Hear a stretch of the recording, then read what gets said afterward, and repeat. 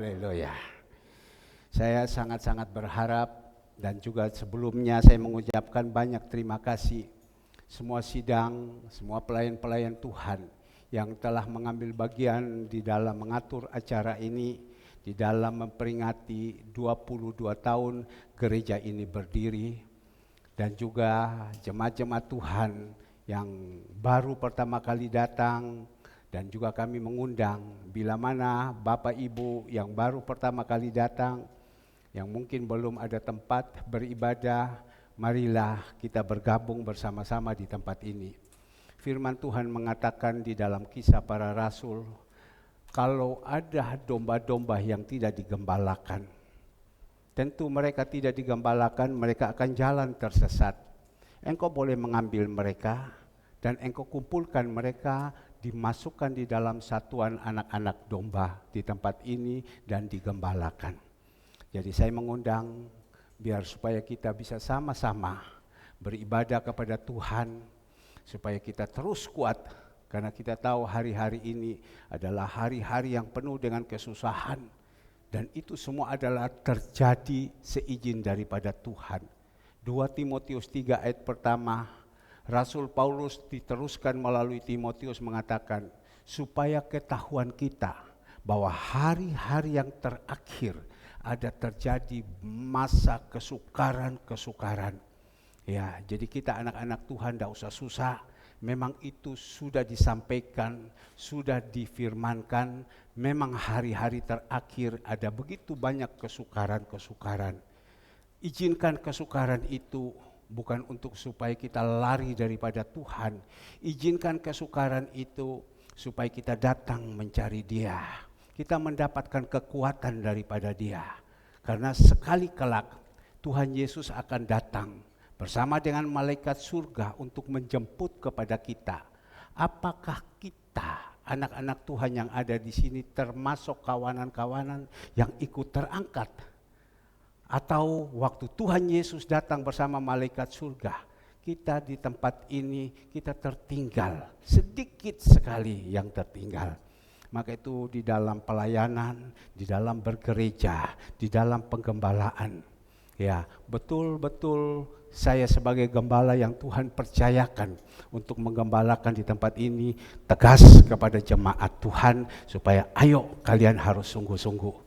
Tolong HP-nya disingkirkan dulu, simpan dulu HP, nanti kalau mungkin ada pacar yang sedang mengontek, ngomong kepada pacar, sayang tunggu dulu, saya mau beribadah, matikan dulu HP-nya. Kita dengar ini ya, oke? Saya dari atas mimbar melihat anak-anakku yang ada semua, tolong kita betul-betul perhatikan. Karena kita tahu kalau kita tidak perhatikan firman Tuhan, apa yang disampaikan, seperti Tuhan Yesus pada waktu ada Maria, ada Marta. Tuhan tegur kepada Marta, Marta, Marta, aku dari tadi ada di sini. Aku dari tadi menyampaikan firman Tuhan. Kamu rame saja. Mungkin pada waktu itu tidak main HP. Kamu rame saja urus yang lain. Kamu lihat cecemu, kamu lihat mememu. Maria itu, dia dengar, sungguh-sungguh dia pasang telinga. Ini yang saya suka. Marta, Marta, aku sedang berdoa, kamu tidak berdoa. Kamu ngoceh saja orang dua. Sayang, ayo berdoa. Supaya masalah kita, persoalan kita, bahkan kita punya pergumulan, kita diberikan kekuatan. Berdoa, ngoceh nanti di luar, gampang. Selesai ibadah, di belakang ada perjamuan kasih, boleh ngoceh. Makan sambil ngoceh, makan sambil ngoceh. Ya, enggak apa-apa. Tapi kalau di gereja, kita duduk manis. Oke, siap? Kita akan sama-sama mendengar firman Tuhan. Saya ajak kepada Bapak Ibu yang dikasihi Tuhan, membuka di dalam Yesaya 41 ayatnya yang ke-10 sampai dengan ayatnya yang ke-13. Tolong ini agak pecah-pecah terus, dilihat baik. Ya, oke, ya, terima kasih. Oke, Yesaya 41 ayatnya yang ke-10 sampai dengan ayatnya yang ke-13. Semua sudah buka ya.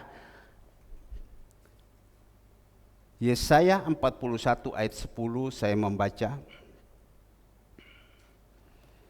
Saya akan membaca dulu dari ayatnya ke-8. Israel hamba Tuhan. Tetapi engkau Israel hambaku, hai Yakub, yang telah kupilih keturunan Abraham, yang kukasihi. 9. Engkau yang telah kuambil dari ujung-ujung bumi, dan yang telah kupanggil dari penjuru-penjurunya. Aku berkata kepadamu, engkau hambaku. Aku telah memilih engkau dan tidak menolak engkau. Aku telah memilih engkau dan tidak menolak engkau. Garis bawain. 10. Jangan takut, sebab aku menyertai engkau. Janganlah bimbang, sebab aku ini Allahmu. Aku akan meneguhkan, bahkan akan menolong engkau. Aku akan memegang engkau dengan tangan kananku yang membawa kemenangan. 11. Sesungguhnya semua orang yang bangkit amarah terhadap engkau akan mendapat malu dan kena noda. Orang-orang yang membantah engkau akan seperti tidak ada dan akan binasa. 12. Engkau akan mencari orang-orang yang berkelahi dengan engkau, tetapi tidak akan menemui mereka. Orang-orang yang berperang melawan engkau akan seperti tidak ada dan hampa. 13 sama-sama kita baca. Sebab aku ini Tuhan Allahmu memegang tangan kananmu dan berkata kepadamu, jangan takut, aku yang menopang engkau. Bapak Ibu yang dikasihi Tuhan, sore hari ini Tuhan titipkan kepada saya untuk menyampaikan kebenaran firman Tuhan ini kepada Bapak Ibu. Dan melalui firman Tuhan ini, dengan jelas bahwa Yesaya ini adalah orang yang dipilih sama Tuhan. Sehingga dikatakan, Yesaya ini adalah orang-orang dari tempat yang gelap, dari tempat kelumpur. Di situ Tuhan tarik dia, Tuhan pilih dia. Dan Tuhan pilih, Tuhan memberikan dia karunia. Ada 5 jawatan yang dikasih. Di dalam Efesus 4 ayat 11, dia diberikan 1 nabi. Dan Yesaya ini dipilih dan diberikan sebagai nabi. Dan kita melihat perkataan-perkataan dari seorang nabi itu begitu keras karena tujuannya baik. Sehingga dia katakan di sini, tetapi engkau hai Israel hambaku, hai Yakub yang telah kupilih keturunan Abraham, yang kukasihi. Engkau yang telah kuambil dari ujung-ujung bumi, yang telah kupanggil dari penjuru-penjuru. Aku berkata kepada engkau hambaku, aku telah memilih engkau dan tidak menolak engkau. Jadi Bapak Ibu yang dikasihi Tuhan, jemaat-jemaat Tuhan yang datang pada sore hari ini, kita tidak perlu takut, kita tidak perlu gelisah. Karena kita ini sudah dipilih sama Tuhan, Tuhan tidak menolak. Saya percaya sore hari ini, Bapak Ibu yang dikasihi Tuhan, Bapak Ibu ini adalah orang-orang yang sudah dipilih sama Tuhan. Sudah dipilih sama Tuhan dan percaya Tuhan Yesus dengan mulut mengaku lubuk hati yang terdalam Yesus sebagai juru selamat. Bapak Ibu bisa datang di tempat ini, itu bukan gampang. Karena Bapak Ibu benar-benar sudah terpilih dan Bapak Ibu tahu bahwa di seorang yang sudah terpilih, dia harus mempunyai tempat untuk beribadah dan digembalakan. Karena Tuhan katakan kita ini diambil dari ujung-ujung, lumpur kotor, ditarik sama Tuhan bawah. Dan pada waktu ditarik sama Tuhan dan Bapak Ibu, di situ pasti ada yang menuntun, ada yang membimbing. Sehingga kita ada pada sore hari ini. Dan disitulah Tuhan katakan, kita tidak perlu takut, kita tidak perlu gelisah. Saya menyampaikan firman Tuhan ini tidak perlu takut dan tidak perlu gelisah. Karena hari ini kita semua merayakan atau mengucap syukur 22 tahun gereja ini berdiri. Bagaimana gereja ini bisa berdiri? Dan memulai dari awal dan sampai hari ini tidak segampang itu 22 tahun gereja ini bisa berjalan terus tanpa penyertaan Tuhan. Maka itu Tuhan katakan di sini, supaya kita ini orang yang sudah dipilih dan Tuhan tidak menolak kepada kita. Kita tidak boleh takut dalam segala hal. Memang saat-saat ini banyak orang takut, orang gelisah, orang bingung. Bagaimana saya harus menghadapi ke depan. Tetapi malam hari ini Tuhan titipkan kepada kita, teristimewa melalui saya untuk meneruskan kepada Bapak Ibu. Biar kata jangan takut itu masuk di dalam kehidupan kita. Di dalam Alkitab tertulis mulai dari Kejadian sampai Wahyu ada jumlah 365 kali.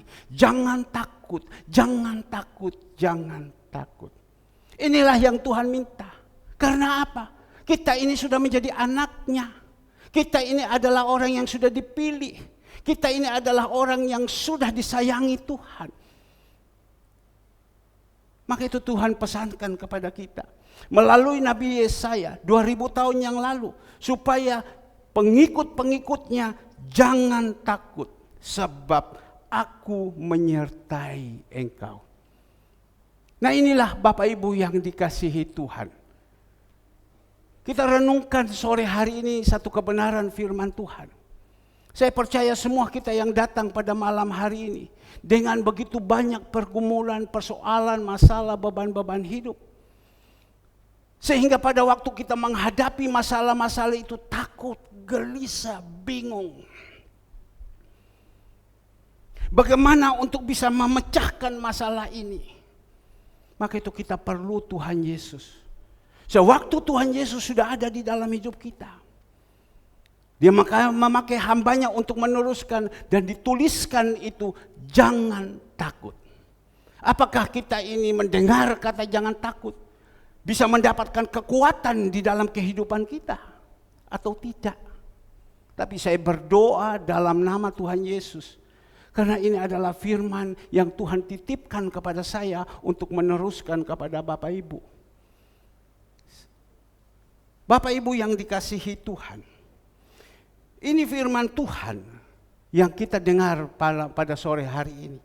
Supaya kita jangan takut sebab aku menyertai engkau. Jangan bimbang sebab aku ini Allahmu. Menjadi berkat untuk saya. 22 tahun gereja ini berdiri.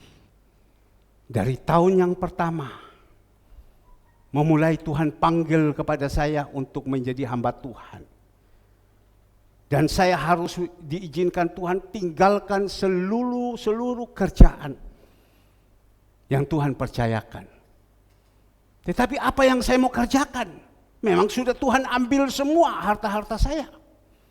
Seluruh harta saya semua sudah Tuhan ambil. Dan Tuhan bilang ikut saya. Apakah Tuhan itu jahat? Tidak. Tuhan itu tidak jahat. Tuhan itu sayang kepada saya. Karena Dia tahu. Pada waktu itu kalau umpama Tuhan tidak izinkan saya seperti itu, mungkin saya tidak menjadi hamba Tuhan. Saya menjadi seorang pengusaha. Karena dari tahun 76 saya sudah ada di Jawa, saya sekolah 77, 78, 79 saya mulai berusaha. Sambil sekolah, sambil bekerja. Lanjut terus sampai dengan tahun 1998. Sekian puluh tahun kecimpung di dalam bisnis. Tapi Tuhan sudah memilih kepada saya. Tuhan sudah panggil kepada saya. Dari perut ibu saya. Sebelum lahir Tuhan sudah pilih. Herman, engkau kupilih. Aku tidak menolak engkau. Aku mau pakai engkau. Tapi kapan waktunya? Tapi adalah waktu dengan cara-cara Tuhan. Saya percaya semua kita yang ada di sini pagi sore hari ini, semua ini sudah dipilih. Tapi masih diizinkan untuk bekerja sambil melayani. Diizinkan juga kita melayani sambil kuliah. Diizinkan juga yang lain. Tetapi juga diizinkan di antara kita ada yang Tuhan sudah pilih. Aku akan memanggil engkau untuk melayani. Dan engkau akan meninggalkan segalanya.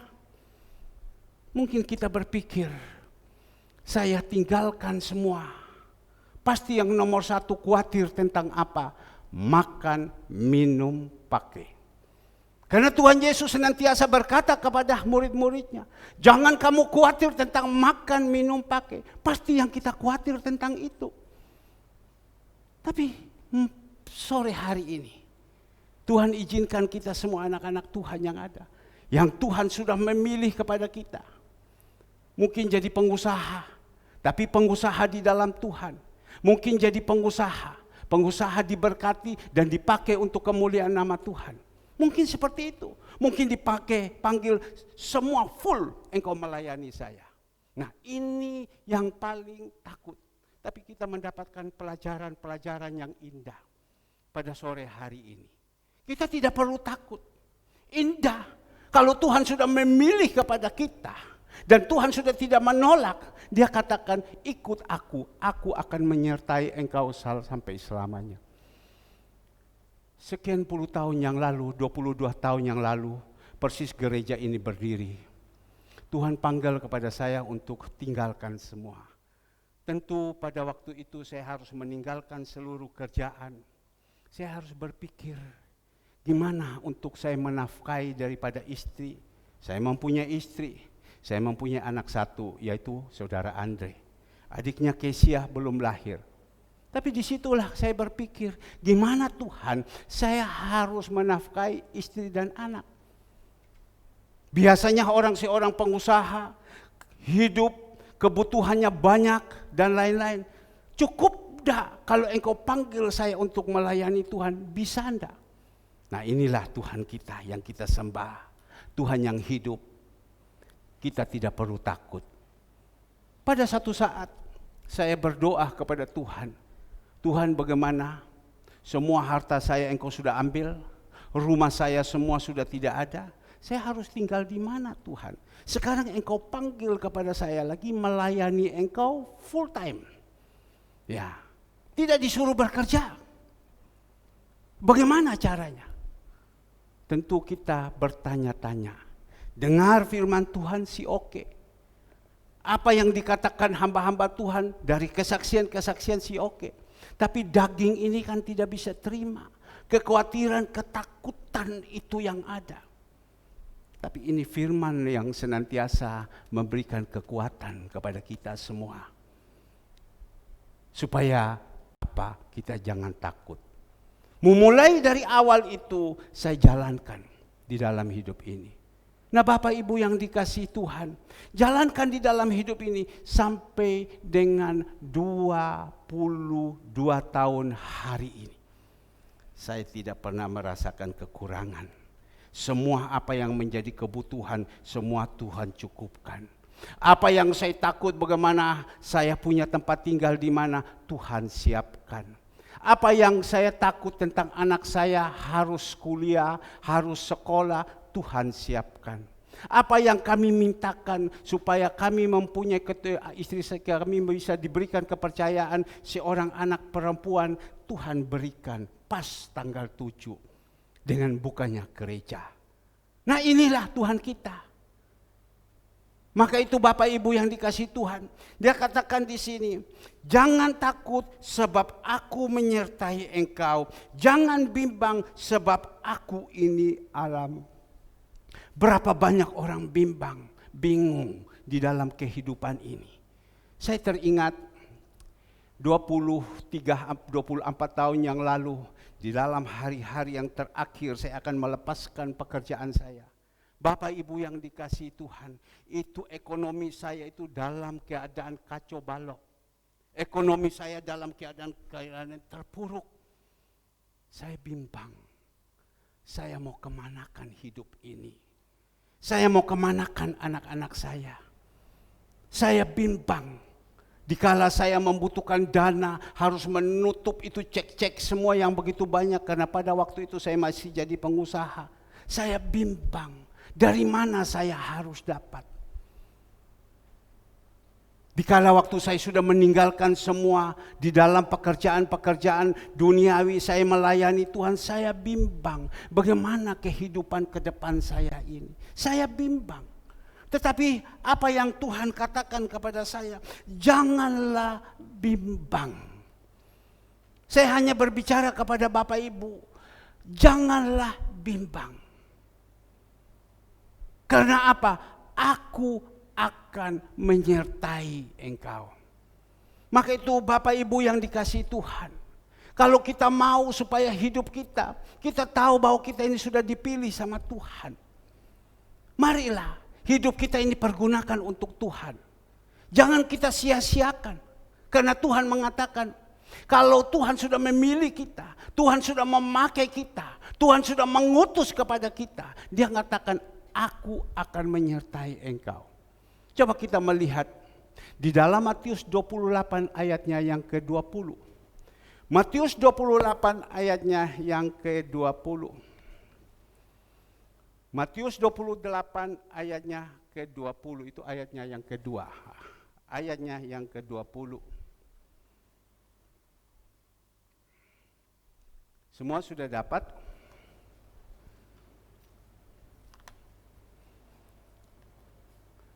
Dan ajarlah mereka melakukan segala sesuatu yang telah kuperintahkan kepadamu. Dan ketahuilah aku menyertai kamu senantiasa sampai kepada akhir zaman. Ini firman Tuhan. Pada waktu Tuhan Yesus itu mati di kayu salib. Dan hari ketiga Dia bangkit. Dan pada waktu Dia bangkit di dalam Matius 28 ayat 18 dan 19 Tuhan katakan, aku telah diberikan kuasa di surga dan di bumi. Dan Dia ajarkan kepada kita di dalam ayat 19-20, pergilah jadikanlah bangsa ini muridku. Dan ketahuilah aku akan menyertai engkau sampai akhir zaman. Jadi kalau kita mau dipakai sama Tuhan, kita mau disertai sama Tuhan, mari hidup kita ini difungsikan. Agar supaya hidup kita ini, mulut kita ini bisa menjadi berkat bagi orang. Karena hari-hari ini ada begitu banyak kesusahan-kesusahan. Jadilah mulut ini bisa menjadi berkat. Berikan kekuatan kepada mereka. Ajarkan mereka, hidup kita jadi berkat bagi mereka. Dan saya percaya kalau kita sudah urus pekerjaannya Tuhan, Tuhan sendiri untuk urusan kita Tuhan akan menyertai. Maka itu Dia katakan di sini, dan ajarlah mereka melakukan segala sesuatu yang telah kuperintahkan kepadamu, dan ketahuilah aku menyertai kamu senantiasa sampai kepada akhir zaman. Kalau manusia saja orang kaya yang mengatakan, sudah jangan kamu takut, aku akan menyertai engkau, aku akan menolong kepada engkau. Itu kita manusia sudah senang. Tapi yang ngomong ini Tuhan Yesus. Tapi ingat Bapak Ibu, Tuhan katakan jangan kita andalkan manusia. Kalau manusia berbicara, saat ini dia berbicara makan nasi, sebentar 10 menit dia bilang bukan makan nasi lagi, makan pasir. Karena mulutnya tidak bisa dipegang. Tapi kalau Tuhan yang mengatakan, aku akan menyertai engkau sampai akhir zaman, maka itu marilah kita jadi anak-anak Tuhan, pakai hidup ini. Bisa menjadi berkat, memberikan kekuatan. Kami bisa menangkan Ibu Meliana bisa datang beribadah. Ibu Meliana bisa menangkan adiknya Mefung. Mefung bisa memenangkan cecenya Mei. 3 ini bisa dimenangkan. Melalui siapa? Melalui mulut. Tuhan apa? Tuhan senang. Ada jiwa-jiwa yang membutuhkan aku. Apalagi sekarang Bapak Ibu yang dikasihi Tuhan. Berapa banyak anak-anak Tuhan sekarang yang sedang limbung, sedang bingung, sedang kering rohnya mereka. Mereka sudah tidak beribadah lagi, mereka hanya streaming, bisa mendapatkan kekuatan, tidak. Tapi marilah hidup kita ini bisa memenangkan jiwa-jiwa ini datang kepada Tuhan. Karena Tuhan mengatakan satu jiwa saja dimenangkan, malaikat surga bersorak-sorak. Maka itu marilah hidup kita ini pakai. Supaya apa? Tuhan akan menyertai kita. Selanjutnya kita melihat di dalam Yesaya 41 ayat 10 bagian B. Aku akan meneguhkan, bahkan akan menolong engkau. Aku akan memegang engkau dengan tangan kananku yang membawa kemenangan. Nah inilah Bapak Ibu yang dikasihi Tuhan. Dalam keadaan posisi seperti ini, dalam posisi kesusahan-kesusahan seperti ini, dia berjanji jangan, aku akan meneguhkan, bahkan akan menolong engkau. Apa yang menjadi kesusahan kita hari ini? Problem kita. Dia sudah berjanji, kalau kita ada di dalam jalannya Tuhan, dia akan menolong, dia akan membuka jalan bagi kita. Mungkin kita berkata, Pak itu firman Tuhan. Ya, firman Tuhannya ada, amin. 2 minggu yang lalu, jemaat kita mempunyai kebutuhan. Dia harus membayar kontrak rumah hari besok dengan jumlah uang cukup besar. Dan hari itu, hari Minggu, dia tidak pegang uang. Itu saya mendengar kesaksian. Dia tidak pegang uang. Tapi waktu firman Tuhan disampaikan, di situ berkata hamba Tuhan ini mengatakan, kalau kebutuhan engkau itu cocok dengan pikiran Tuhan. Mungkin kita mau membayar uang sekolah, mungkin mau membayar kontrak rumah, mungkin membayarkan apa saja semua. Tuhan sanggup kok untuk menolong kepada kita. Dan pada waktu itu keluarga ini mendengar firman Tuhan. Dia tangkap dan dia aminkan, amin dia bilang. Tapi amin kan hanya sebatas amin saja. Tidak melihat apa-apa. Tapi kita melihat hari besok, waktu membayar, ada jalan keluar. Tapi sebelum dia mendapatkan uang, dia datang dulu pagi-pagi. Dia berdoa kepada Tuhan di gereja. Tuhan, saya berpikir, kenapa kok doa ini kok sampai nangis, ada apa? Sampai saya bertanya kepada istri saya, ada apa ini? Istri saya bilang, saya juga tidak tahu. Tetapi dia datang nangis kepada Tuhan. Kita yang saat ini yang mempunyai pergumulan masalah, marilah datang bukan nangis kepada manusia. Kita nangis kepada Tuhan, nangis kepada Tuhan. Sesudah dia nangis kepada Tuhan, selesai juga aktivitas seperti biasa. Tetapi sore hari, tidak sampai sore, siang lebih sedikit, Tuhan sudah cukupkan semua. Berikan kemuliaan untuk Tuhan Yesus. Nah inilah Tuhan Yesus yang kita sembah. Jadi sore hari ini kita bersyukur kepada Tuhan kita Yesus Kristus. Dia sudah memberitahukan kepada kita. Karena dia ada di surga, kita ada di bumi. Hai anak-anakku, kamu jangan takut. Dalam apapun tidak usah takut. Jodoh tidak usah takut. Untuk kehidupan sehari-hari jangan takut. Kebutuhan untuk rumah tinggal jangan takut. Semua kebutuhan-kebutuhan hari depan jangan takut. Kita tetap berusaha. Nanti dia akan memberikan jalan keluar, jalan keluar. Maka itu saya senantiasa berkata kepada jemaat-jemaat Tuhan. Kita jadi orang harus pintar. Jangan sampai bodoh. Minta hikmat kepada Tuhan, supaya Tuhan kasih kita otak yang pintar. Tuhan kasih kepada kita hikmat. Supaya pada waktu kita menghadapi masalah, ada hikmat Tuhan yang turun kepada kita. Untuk kita bisa berbicara. Tapi kalau kita jadi orang yang oon, ngerti oon? Orang yang bodoh, susah. Nah Bapak Ibu yang dikasihi Tuhan, dikatakan lanjut lagi, aku akan memegang engkau dengan tangan kananku yang membawa dalam kemenangan. Hidup penuh dengan kemenangan. Kemenangan demi kemenangan itu kita lalui. 22 tahun sudah. Kemenangan demi kemenangan saya lalui dalam hidup ini. Saya sampai hari ini masih bisa bertahan. Saya percaya kalau bukan Tuhan kita Yesus Kristus yang menyertai, itu tidak mungkin. Dari mana dasar ini bisa hidup? Saya teringat pada waktu saya diizinkan untuk mengambil alih gereja ini. Saya sudah cerita kepada Bapak Ibu, tetapi biar ini juga bisa menjadi berkat. Pada waktu saya harus mengambil alih gereja ini, uang tidak punya.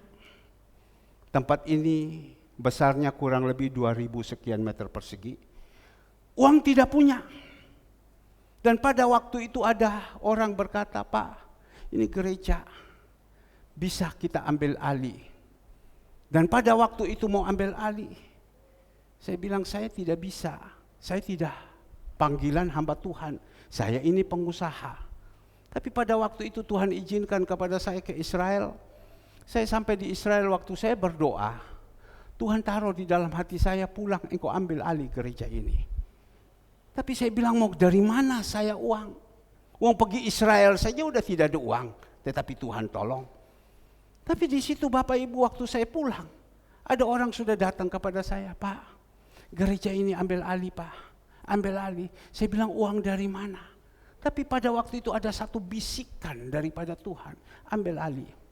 Kami datang ke sini, gereja ini rawa semua di belakang. Semua rawa, bangunan-bangunan ini tidak ada. Semua tempat ini kotor sekali, gereja ini bukan gereja seperti ini. Di belakang bukan model macam begini. Kalau kita datang zaman dulu, datang pasti lari. Sebab apa? Banyak kuntilanak di belakang. Apa yang terjadi? Saya datang, saya ketemu sebagai tamu kepada hamba Tuhan itu. Saya hanya datang berbicara kepada dia. Singkat cerita berbicara, dia bukakan kepada saya uang 1,5 miliar. Kalau Bapak mau, oke. Tapi pada waktu itu saya bilang, jangan bilang saya tidak berbicara, saya tidak punya uang. Dalam hati saya di rumah aja makan tidak ada, kok suruh bayar 1,5 miliar. Uang dari mana? Itu kan namanya bonek. Tapi Bapak Ibu yang dikasihi Tuhan, singkat cerita, maka itu kita harus punya kuasa. Pada waktu saya berbicara, saya pegangkan tangan. Itu kebiasaan saya. Kasih tangan kamu, saya pegang. Berapa? 300 juta. Kalau kamu mau 300 juta, oke, jadi. Dia pegang, boleh Bapak 300 juta, tetapi saya Bapak serahkan uang 200 juta. 100 juta itu Bapak serahkan itu di gereja itu begitu banyak penghuni yang tidak diundang, mereka ada di sini. Mereka membangun anak gubuk-gubuk, mereka tinggal pumpung ada, mereka tinggal di sini. Saya harus keluarkan. Dan saya harus keluarkan ini adalah orang-orang yang benar-benar di luar garis kemampuan saya untuk menangani mereka. Tapi saya berpikir, gimana cara pendeta ini aja sudah tidak sanggup menghadapi mereka, apalagi saya. Tapi kita melihat penyertaan Tuhan. Kapan saya harus bayar? Lusa. Saya tidak berbicara dengan istri saya hanya di rumah saja. Tapi pada waktu saya bilang, oke, lusa jadi. Pegang tangan, jadi. Habis jadi, mohon maaf Bapak Ibu, Habibi, habis bicara, bingung. Uang dari mana? Lusa harus bayar 300 juta. Di rumah saja makan tidak ada. Bukan tidak ada, ya memang tidak ada. Karena kami pada waktu itu hidup hari itu cukup untuk hari itu. Tapi pada waktu itu kita melihat, saat itu jadi. Saya pulang, saya berbicara kepada istri saya. Istri saya berkata kepada saya, dari mana uang kamu bayar? Kalau saya harus berdebat dengan istri saya, panjang urusannya. Saya hanya berkata, wes kamu diam. Kamu bagian catat saja, saya yang atur. Untung saya bersyukur, saya mendapatkan istri yang baik. Ngocehnya tidak ada. Ya wes. Sudah, dia nurut. Saya jalankan. Besok saya tidak tahu. Tapi lusa harus membayar. Itu Tuhan izinkan. Uang itu bisa muncul. Mungkin Bapak Ibu yang baru datang, baru mendengar kesaksian ini bertanya, uang dari mana? Sekali lagi, uang dari mana bisa tiba-tiba datang? Apakah Tuhan kita Yesus Kristus, dia buka begitu saja? Tidak. Ada jalan. Tempat saya di Perak Timur, pada waktu itu saya sudah posisi kolaps. Semua barang-barang saya sudah saya sekolahkan semua. Sekolah bukan SD, tingkat SD tidak. Universitas untuk mendapatkan titel profesor. Saya sudah gadekan semua. Dan tinggal penyitaan. Tetapi kita melihat di sini. Lukas 1 ayat 37. Yang tidak mungkin bagi manusia. Tempat itu harus disita. Tapi bagi Tuhan tidak ada yang mustahil. Tuhan bisa buat. Dan ada orang yang bisa ambil. Dan saat itu juga saya katakan, saya membutuhkan uang 300 juta untuk membayar gereja. Untung Tuhan izinkan kepada saya bertemu dengan anak Tuhan. Dia tanya, betul iya, saya butuhkan. Oke, tak kasih kamu 350. 50 saya dapat bonus lagi. Berikan kemuliaan untuk Tuhan Yesus. Nah Bapak Ibu yang dikasih Tuhan, sampai selanjutnya terus dengan membangun dan membangun dan membangun. Dari mana dananya? Maka itu saya perlu memberikan kekuatan kepada anak-anak saya yang ada di sini. Kita yang sudah percaya kepada Tuhan Yesus. Bukan hanya kita percaya, tapi Tuhan katakan kita harus setia, kita harus sungguh-sungguh. Dengan tulus hati datang beribadah kepada Dia.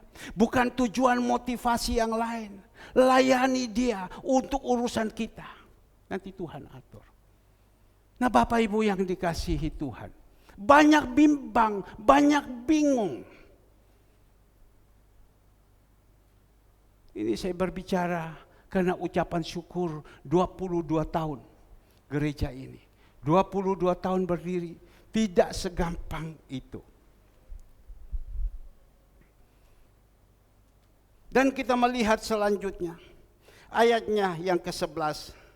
Sesungguhnya semua orang yang bangkit amarah terhadap engkau akan mendapat malu dan kena noda. Orang-orang yang membantah engkau akan seperti tidak ada dan akan binasa.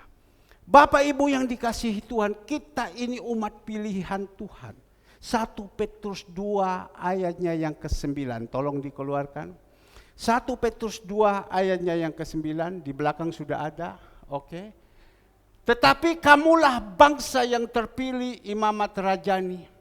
Bangsa yang kudus, umat kepunyaan Allah sendiri. Supaya kamu memberitakan perbuatan-perbuatan yang besar dari Dia. Yang telah memanggil kamu keluar dari kegelapan kepada terangnya yang ajaib. Jadi kita ini adalah orang-orang yang sudah dipilih sama Tuhan. Kalau orang yang sudah dipilih sama Tuhan dan kehidupan kita, kita fungsikan untuk Tuhan. Jangan takut, hidup kita itu dijaga sama Tuhan. Hidup kita ini pasti dijaga sama Tuhan. Maka itu dia katakan sesungguhnya ayatnya yang ke-11. Semua orang yang bangkit amarahnya terhadap engkau akan mendapatkan malu dan kena noda. Ya. Tuhan pasti akan membela kepada kita. Kita ini umat pilihan Tuhan.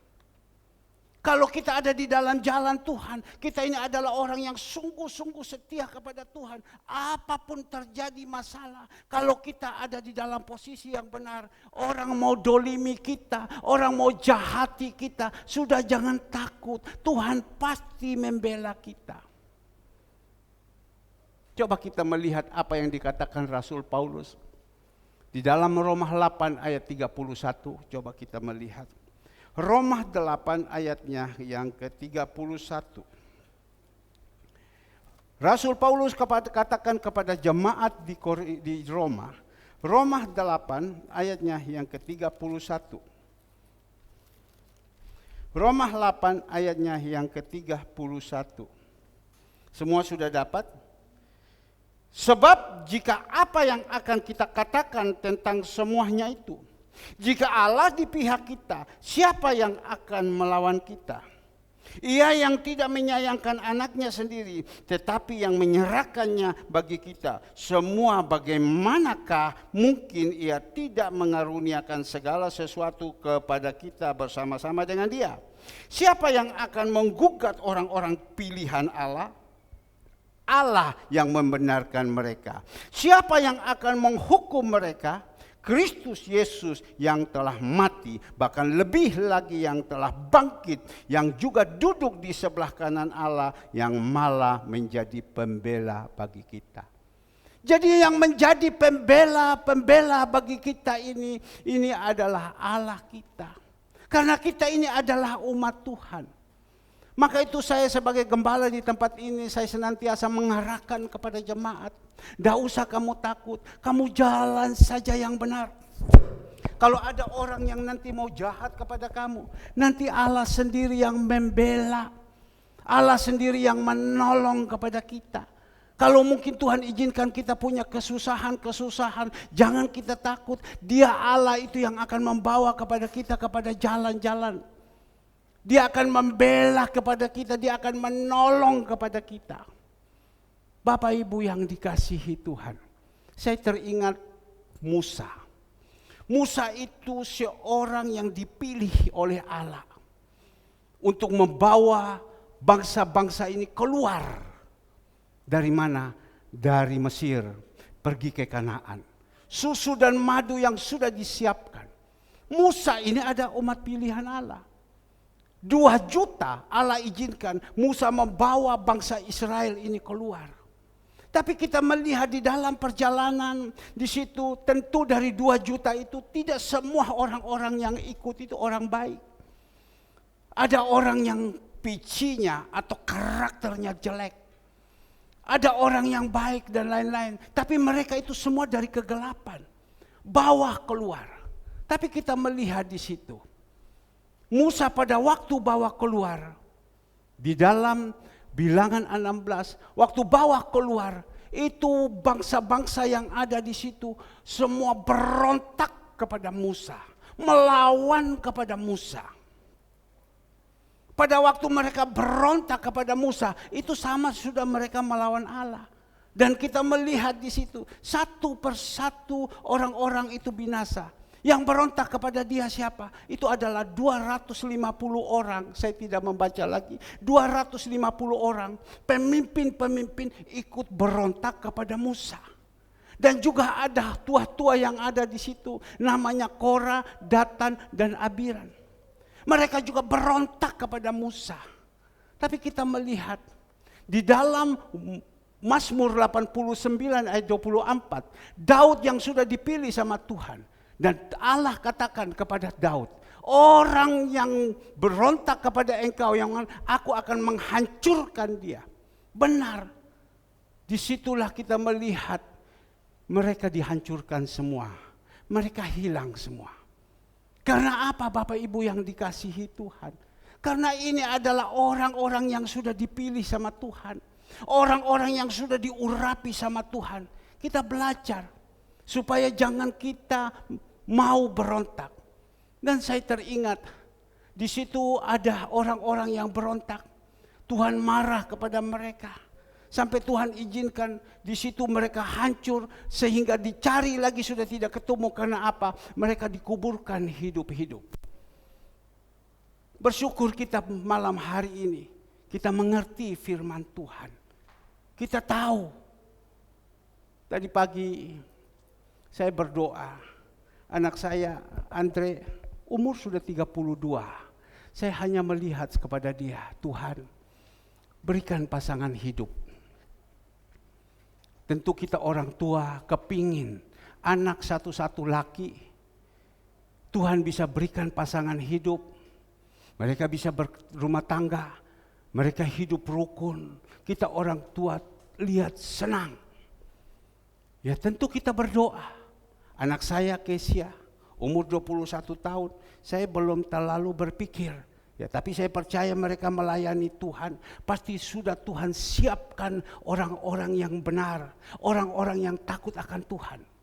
Saya tidak pernah melihat anak saya atau kepingin anak saya mendapat pasangan hidup yang kaya.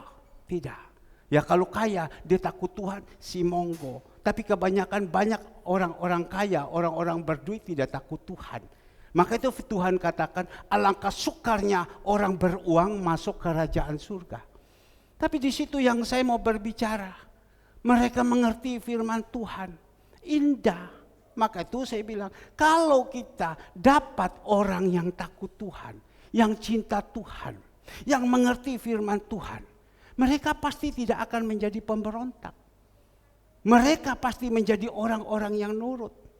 Maka itu tadi saya berdoa, Tuhan, ya, saya tahu di luar berapa banyak wanita cantik-cantik.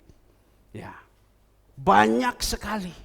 Tetapi wanita-wanita yang takut Tuhan itu yang susah. Wanita yang mengerti firman Tuhan tentang ini susah. Maka itu kita di dalam gereja ajarkan anak-anak kita.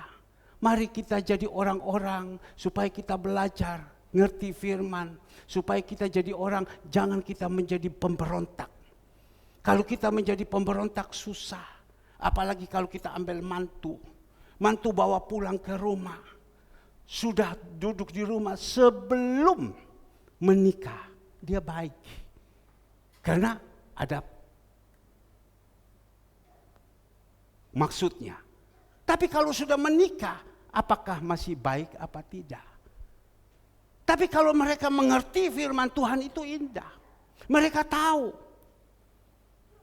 Maka itu Bapak Ibu, kadang sekarang kita itu perlu was-was. Orang-orang tua jaga baik-baik.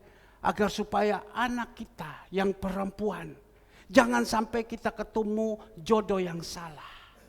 Sebab kalau kita mendapatkan jodoh yang salah, laki-laki yang tidak benar, selama seumur hidup engkau akan susah. Ingat baik-baik anak-anakku yang ada. Kalian seumur hidup akan susah. Sebab banyak sekarang orang sudah yang perempuan, dia sudah tidak melihat lagi laki-laki takut Tuhan apa tidak. Yang penting laki-laki punya duit. Ya. Belum tentu dia punya duit itu uang dari dia. Orang tua yang cari setengah mati. Dia tinggal enak saja diambil. Dan juga mungkin sekarang laki-laki, bukan perempuan saja sekarang yang cari laki-laki yang berduit. Laki-laki juga zaman sekarang cari perempuan yang punya duit. Ya. Tapi apakah itu bisa harmonis? Hidup seperti itu. Maka itu saya senantiasa mengarahkan kepada jemaat Tuhan. Anak-anakku yang ada di sini. Kalian yang sudah mengerti firman Tuhan. Ya. Kalian harus jalankan yang baik. Maka itu saya pesan kepada anak saya hanya bisa berbicara kepada anak saya. Kamu cari yang takut Tuhan. Ya, teristimewa kalau mungkin ada di dalam gereja itu kau lihat. Karena mereka sudah mengerti. Mereka sudah tahu. Mereka takut akan Tuhan. Mau berontak sudah tidak bisa. Karena mereka dari kecil sudah dicekoki dengan firman Tuhan. Mereka tahu. Nah Bapak Ibu yang dikasihi Tuhan. Sore hari ini. Tuhan ajarkan kepada kita. Orang-orang yang memberontak. Karena apa? Mereka tidak mengerti firman Tuhan. Coba kalau mereka mengerti firman Tuhan, mereka tidak akan berontak. Coba firman Tuhan itu hidup di dalam hidup mereka, mereka akan taat. Maka itu kita melihat di sini. Ya. Ayat 11, sesungguhnya semua orang yang bangkit amarahnya terhadap engkau akan mendapatkan malu dan kena noda. Orang-orang yang membantah engkau akan seperti tidak ada dan akan binasa. 22 tahun gereja ini berdiri. Saya sebagai gembala di tempat ini. Saya juga merenungkan, Tuhan, engkau memanggil saya melayani. Apakah saya ini pelarian? Saya periksa diri. Kalau saya pelarian, saya akan hancur. Banyak orang dalam melayani Tuhan, karena mungkin dia di dunia sudah tidak sukses, dia jadi pelarian. Dia lari melayani Tuhan. Bahkan orang berkata, "Co Yesus." Ya, untuk supaya bisa hidup. Itu sudah seperti macam begitu dikatakan orang. Tapi saya senantiasa bertanya, apakah saya ini termasuk bilangan seperti itu? Saudara-saudara saya berkata, kamu ini mungkin pelarian. Kan tidak mungkin. Kamu dari seorang pengusaha, putar alih jadi hamba Tuhan. Tapi saya bilang saya tidak tahu. Tapi saya percaya, saya dari perut ibu, Tuhan sudah memilih sama saya untuk menjadi hamba Tuhan. Dan saya melayani, dan selama 22 tahun saya melayani Tuhan sampai saat ini. Saya masih tetap melayani. Bahkan firman Tuhan mengatakan, engkau mau melihat pohon ini bagus, engkau mau melihat ini benar, kau lihat buahnya. Jadi kita melihat buahnya. Dan saya melihat saya melayani Tuhan. Anak-anak saya, kedua tetap setia. Mereka terus ikut melayani Tuhan. Berarti Tuhan menyertai. Dan saya melihat saya melayani Tuhan. Anak-anak saya yang ikut semua dalam melayani. Ada perubahan-perubahan di dalam kehidupan mereka. Ya tidak 100% sih. Ada yang perubahan dulu pertama awalnya bagus. Tapi tengah-tengahnya udah mundur. Ada. Ada yang permulaan bagus. Akhirnya mundur. Ada. Tetapi masih ada kurang lebih 70% anak-anak yang di sini melayani, mereka masih setia terus. Maka itu Bapak Ibu yang dikasihi Tuhan, dilihat dari buahnya. Orang kalau mau beli ikan, orang katakan kamu mau melihat ikan itu busuk apa tidak, itu gampang. Lihat dari matanya, lihat dari insannya yang di sini. Kalau masih merah, matanya masih merah, itu ikan pasti bagus.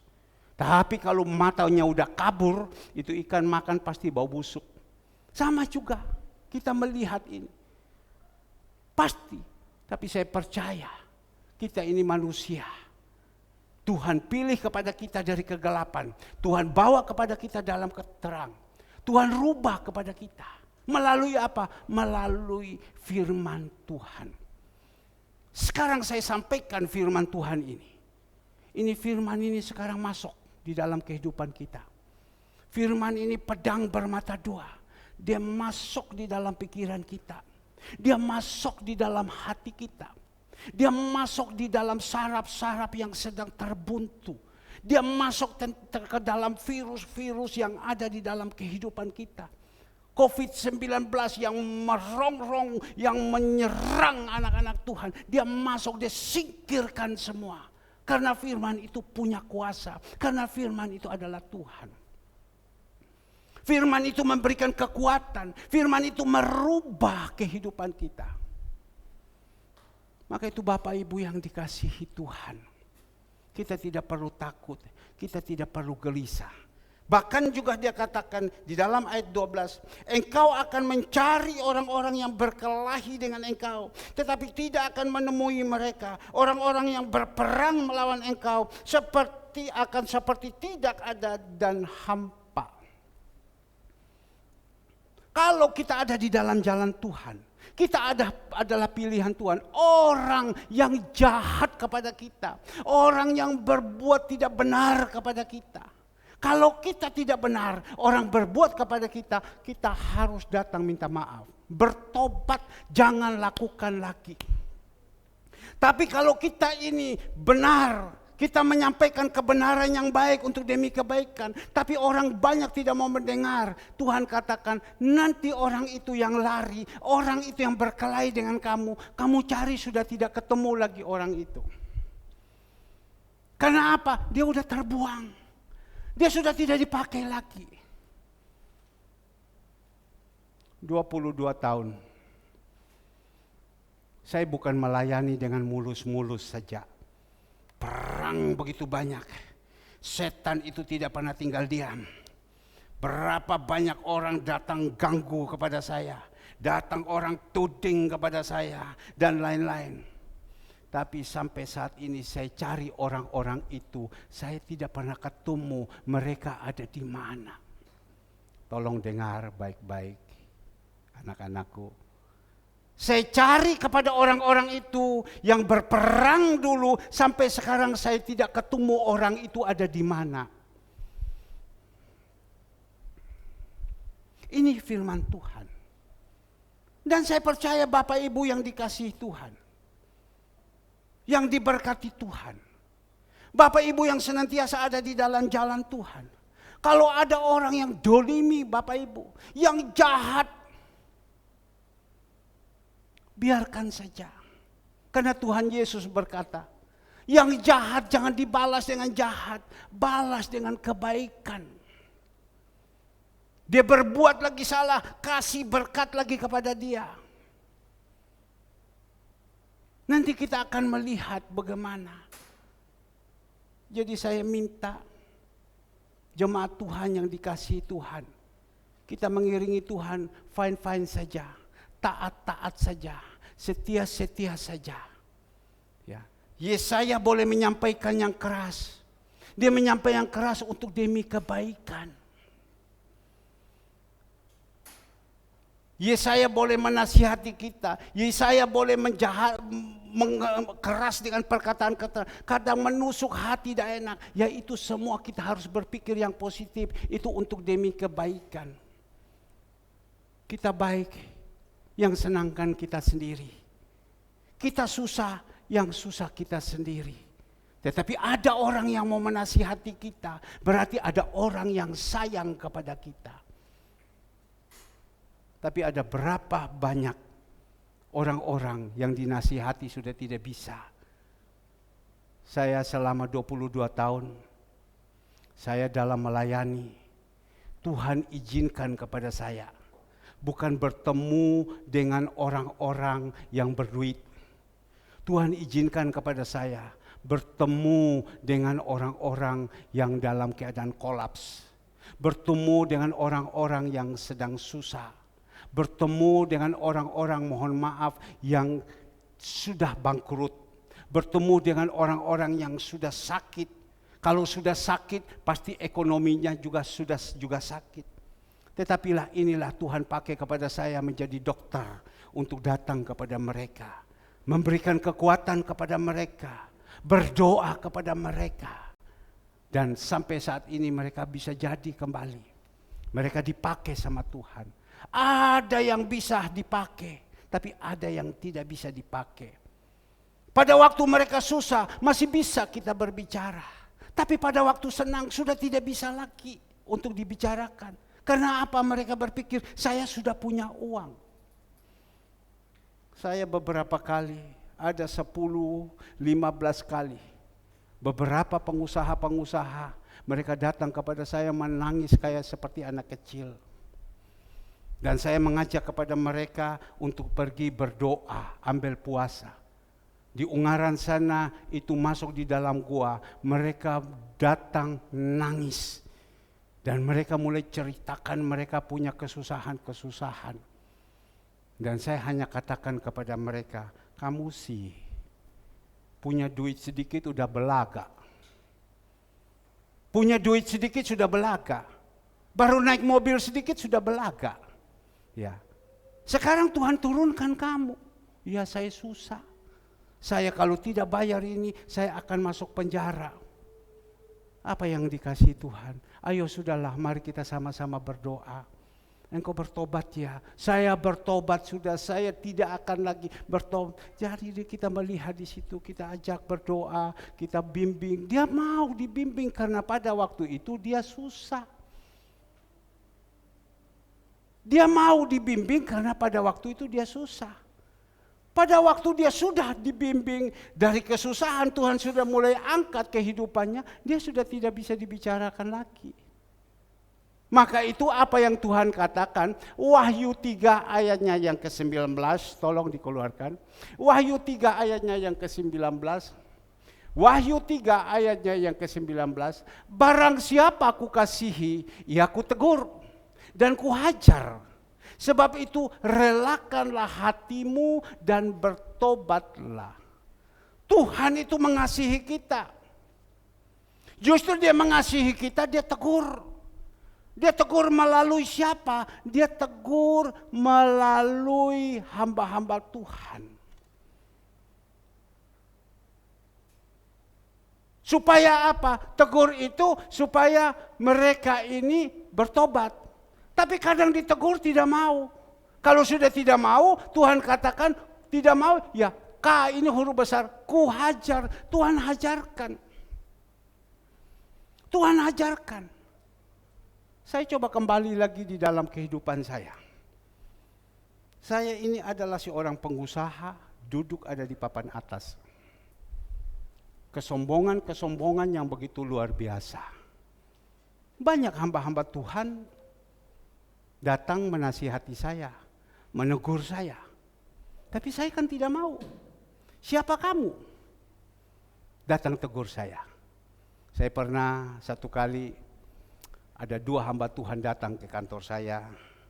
Mereka ajarkan bicara tentang pertobatan dan lain-lain. Mungkin agak keras dia berbicara. Saya langsung buka laci. Karena persis kami waktu itu kerja di kapal, setiap hari kapal itu membutuhkan uang kontan banyak. Membayar ini, membayar ini. Pada waktu dia ngomong begitu, saya hanya tarik itu laci. Bapak pendeta, kalau Tuhan yang kau omong kepada saya padahal pergi gereja. Kalau Tuhan yang kau omong sekarang kepada saya, ya, dia bisa kasih sama saya ini 10 juta untuk beli baju baru. Dia bisa kasih sama saya 10 juta untuk beli tas. Dia bisa kasih sama saya ini, saya ikut sekarang. Tapi kalau tidak saya taruhkan kembali. Aduh, itu sombong orang.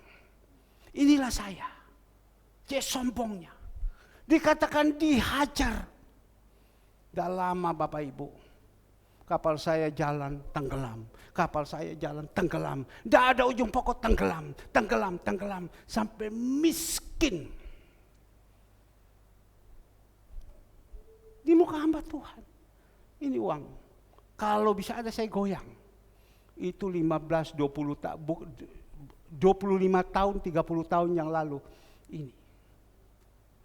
Ini uang. Kalau bisa, saya percaya. Padahal saya pergi gereja. Tapi saya tahu Tuhan itu sayang. Tuhan mau pakai saya. Dia kirim hambanya untuk berbicara. Tapi saat itu, saya tidak mau mendengar. Saya lawan dengan dia. Dengan keuangan saya. Keuangan saya dengan semuanya Tuhan ambil semua. Diizinkan ini rugi. Kapal habis segala semua sampai miskin. Tidak enak loh itu miskin. Orang yang biasa ada di atas. Habis tiba-tiba tidak pegang uang. Tidak enak loh. Dihina orang loh. Tidak enak. Maka itu kita kalau sudah diberkati Tuhan, marilah relakanlah hati ini. Ya, datang kepada Dia. Kalau kita sudah diberkati, ayo marilah rela. Maka itu Bapak Ibu yang dikasih Tuhan, kalau sampai saat ini Tuhan belum mengangkat kepada kita, sabar. Ya, jangan sampai nanti kita tidak sabar, kita paksa dengan jalan pintas dan kita menjadi orang yang sombong. Pada waktu kita mendapatkan, kita menjadi orang sombong. Jadi sombong kita jadi orang binasa untuk apa? Nah Bapak Ibu yang dikasihi Tuhan. Dan kita melihat di dalam ayat ke-13. Sebab aku ini Tuhan Allahmu memegang tangan kananmu dan berkata kepadamu, jangan takut, akulah yang menolong engkau. 2 kali hari sore ini Tuhan berkata, mulai dari ayat 10, saya tutup dengan ayatnya yang ke-13. Sebab aku ini Tuhan. Dan sekarang Tuhan berbicara. Tuhan Allahmu memegang tangan kananmu. Tangan kanan kita. Angkat tangan ini kanan. Ya. Tuhan memegang dan berkata kepadamu, jangan takut. Akulah yang menolong engkau. Janganlah takut, akulah yang menolong engkau. Menolong kita dalam segala hal. menolong kita dalam segala apa yang kami butuhkan, menolong kita dalam keadaan sakit. Saya kena koronel jantung 30 tahun yang lalu. Dokter sudah suruh, tolong yang punya HP nyala dimatikan. Ya. Tapi saya melihat, dokter sudah berkata, ini sudah harus dikateter, ini sudah harus dioperasi. 5 pembuluh darah, 3 sudah buntu, 2 sudah tinggal sedikit. 20 sekian tahun saya jadi hamba Tuhan. Sampai hari ini Tuhan masih tolong, Tuhan masih jaga, dan Tuhan masih melindungi. Maka itu marilah Bapak Ibu yang dikasihi Tuhan, sore hari ini Tuhan pesan 2 kali, ayat 10 dan ayatnya yang ke-13. Jangan takut, akulah yang menolong engkau. Sekali lagi, janganlah takut, akulah yang menolong engkau. Saya tutup dengan satu kesaksian. Ada satu jemaat kami, dia mendapatkan satu kerjaan. Dan kerjaan itu pada waktu itu berbicara ada 2 pekerjaan yang harus dikerjakan. Dan dia sudah buat satu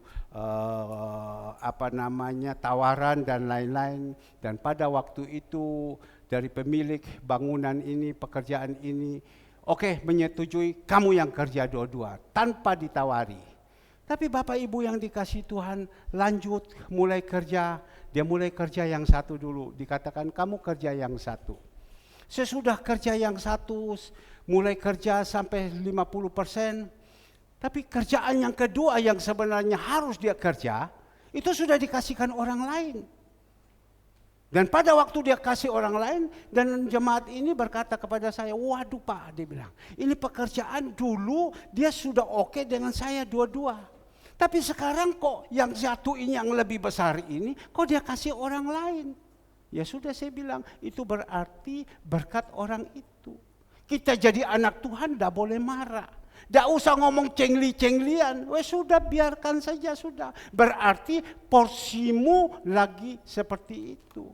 Dan kamu harus memeriksa diri. Kenapa ini makanan yang sudah ada di mulut ini kok bisa jatuh? Bisa terlepas. Ya sudah, biarkan saja. Singkat cerita, tidak marah dan lain-lain segala semua. Beberapa saat orang itu sudah dikasih orang lain kerja, dan pada waktu itu sedang kerja, orang ini kan dalam pekerjaannya itu, di dalam itu kan barangnya banyak sekali kan. Tukang yang kerja tautie, ngerti tautie?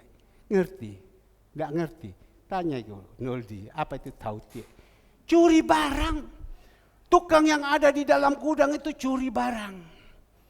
Yang punya bingung, ya apa? Orang ini kok sudah dikasih kerja, dia punya tukang yang kerja di situ curi barang di dalam gudang. Bosnya marah. Waduh, kalau macam begini stop. Orang ini yang dulu tidak dikasih, cuma dikasih satu, dipanggil lagi, suruh ukur, suruh kerja kembali. Nah, saya percaya Bapak Ibu, berkat itu datang daripada Tuhan. Bukan datang daripada manusia. Itu semua dari Tuhan. Manusia boleh rencana, tapi kalau Tuhan bilang tidak, Tuhan dengan banyak cara membuat sehingga pada waktu itu orang itu bekerja, tukangnya curi barang, dan langsung pada waktu itu di stop juga. Disuruh ukur kembali orang ini yang pertama yang kerja. Maka itu mari Bapak Ibu, kita tidak perlu takut, kita tidak perlu gelisah. Tuhan Yesus memberkati. Ya, kita berdoa. Sebentar kita berdoa, dan sesudah itu ada sedikit